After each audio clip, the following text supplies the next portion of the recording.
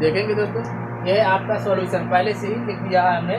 देखेंगे हाँ शून्य एक परिमेय संख्या है, लिखा है हाँ शून्य एक परिमेय संख्या है। हाँ हम इसे P बटे Q के रूप में लिख सकते हैं, जहां P और Q पूर्णांक है और Q इज नॉट इक्वल है जीरो के, अर्थात Q बराबर नहीं है जीरो के।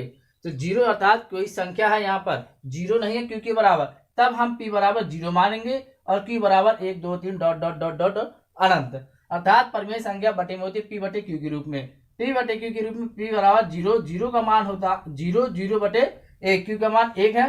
तो एक का भाग किसी संख्या में देंगे, यानी कि जीरो, एक का भाग जीरो में जब देंगे तो क्या आ जाएगा उत्तर, उत्तर आपका मिलेगा जीरो में भाग देंगे तो जीरो ही मिलेगा, अर्थात जब एक का भाग जीरो में देंगे तो जीरो आएगा P बटे Q के रूप में। फिर पुनः यदि हम दो का भाग जीरो में देते हैं तो क्या आएगा जीरो, अतः शून्य एक परिमेय संख्या है। तो थ्योरी लिखना अनिवार्य है। हाँ शून्य एक परिमेय संख्या है, यदि हम शून्य में किसी संख्या का भाग देते हैं तो उसका मान क्या आता है, जीरो ही आएगा,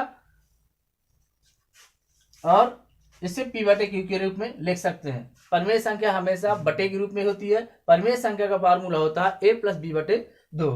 तो जीरो एक परिमेय संख्या है, अतः शून्य एक परिमेय संख्या होगी, तो इसका थ्योरी लिखेंगे हाँ शून्य एक परिमेय संख्या है। हाँ हम इसे P बटे Q के रूप में लिख सकते हैं, जहां P और Q पूर्णांक है, इतना आपका क्वेश्चन में ही दिया हुआ है, और Q बराबर नहीं है जीरो के, तो क्वेश्चन में ही कह दिया उसने कि Q बराबर आपका नहीं है जीरो के, तो Q बराबर आप लेंगे 1 2 3 4 डॉट डॉट डॉट अनंत, और P बराबर आप लेंगे जीरो।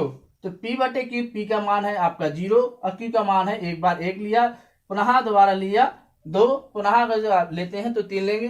तो किसी संख्या को यदि आप जीरो में भाग देंगे तो उसका मान क्या हो जाएगा, आपका जीरो ही आएगा, अतः शून्य एक परिमेय संख्या है। धन्यवाद दोस्तों।